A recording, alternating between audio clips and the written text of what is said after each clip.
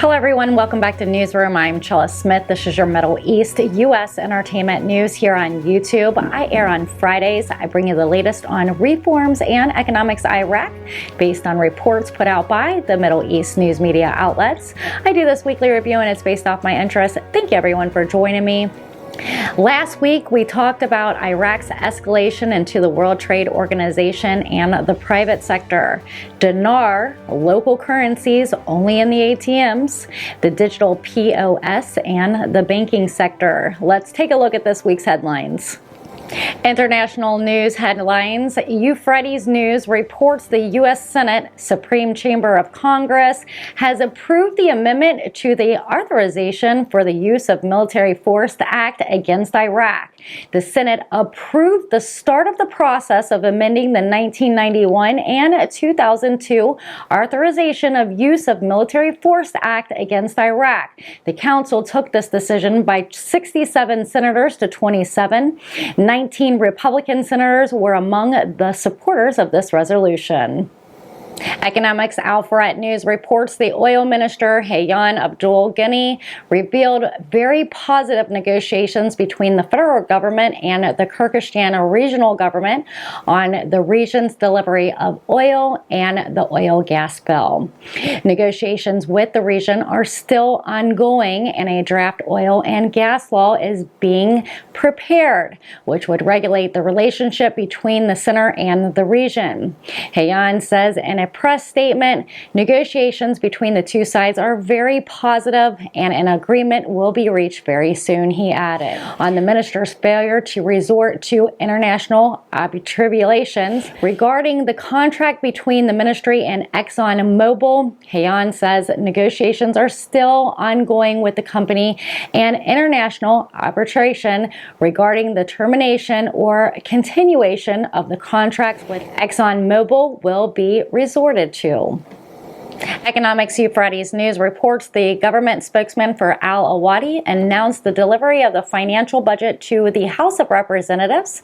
Al-Awadi said in the implementation of the provisions of the Constitution and the Federal Financial Management Law yesterday evening that the financial budget was officially handed over. Draft federal budget law of the Republic of Iraq is for the fiscal years 2023, 2024, and 2025. He stressed that the draft budget law, with its new articles and paragraphs adopted for the first time, will facilitate the implementation of projects, plans, and executive and development programs and provide infrastructure and service infrastructure for the citizens. According to Prathia's news agency, the governor of the Central Bank of Iraq, Ali Al-Alaq, on Thursday, considered the reliance of the central bank to cover the general budget deficit a very dangerous phenomenon and threatens monetary stability in Iraq. Monetary policy includes two main objectives: maintaining the overall level of prices, that is, the strength of the currency locally, and the exchange rate, which represents the strength of the currency externally. Ali Alaq says in a speech during the Sumalamia Forum. He added that the phenomenon of relying of the central bank to cover the deficit of the state budget is a very dangerous phenomenon, and that the dependence of some governments on the central bank for financing threaten monetary stability. Mistacula.com reports the Readins Bank confirms that MasterCard contains many advantages for its holders, including its use during travel in terms of withdrawal and deposits or promotion and electronic shopping through the internet and international sites and stores. Shafak News Agency reported the U.S. Treasury Department announced on Thursday that Iraq's possession of U.S. bonds has risen to more than $41 billion. The Treasury stated in its latest table seen by Shafak News that Iraq's possession of U.S. Treasuries for the month of January has increased by $303 million to $41,117 billion, noting that these bonds increased by 75.69% from the same month in 2021. 2021, when Iraq's possession of bonds was $23.4 billion. She added that Iraqi bonds included long-term guarantees of $27,784 billion and short-term guarantees of $13,393 billion, noting that these bonds represent 0.56% of global bonds.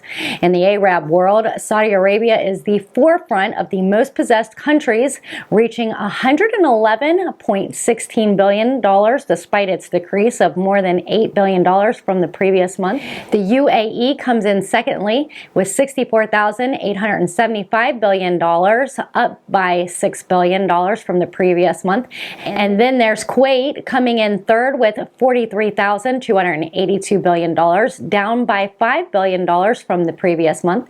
And then Iraq comes in fourth, Oman comes in fifth, and then Morocco by $3.931 billion. The most holding countries of U.S. bonds is Japan in the trillion range, followed by China in the billion range, followed by United Kingdom, and then Belgium. Shafak News reports specialists pointing out that reducing the dollar sales ceiling for travelers in Iraq from 7,000 to only 2,000 will reduce fraud through rented travelers, which will ease the momentum at the bank gates. But according to specialists, will harm real travelers and will rise the dollar price in parallel markets, which will reflect negatively on the prices of materials. The Central Bank of Iraq has set the sales of dollars to travelers 2,000 instead of 7,000 as of Sunday, and at the official price of $13.20. This comes a day after the new mechanism was put in place starting on Wednesday to sell dollars to travelers at bank ports at Baghdad International Airport and set $3,000 in cash as a higher ceiling for sellers dollars to travelers instead of $7,000, and at the official Central Bank of Iraq's official price of $13.20. Those decisions raise resentment from some citizens who call for such decisions to be deliberate, not arbitrary, causing a crisis and exploitation by some of the deport citizens free of charge, calling for the need to develop a study by specialists to address them. Specialists explain that the measures of the Central Bank of Iraq are intended to preserve the amount of cash for foreign currencies, especially the dollar, from holding it within the local economy and not to leave a large amount of it out of the country, which will directly affect the smuggling of dollars and keep foreign currencies out of reach of the local economy. According to The Economist, the payable and debt cards may contain more than $10,000 or 10 million dinars, and they fill them in Iraqi dinars and dispose of them inside the country exclusively in Iraqi dinars. But when leaving the country, they are disposed according to the currency of the country in which. And I won't keep you long for the holiday. Baghdad Magazine News reports Tuesday, Finance Minister Taif Sami headed Iraq's delegation to the OPEC Fund for International Development meetings.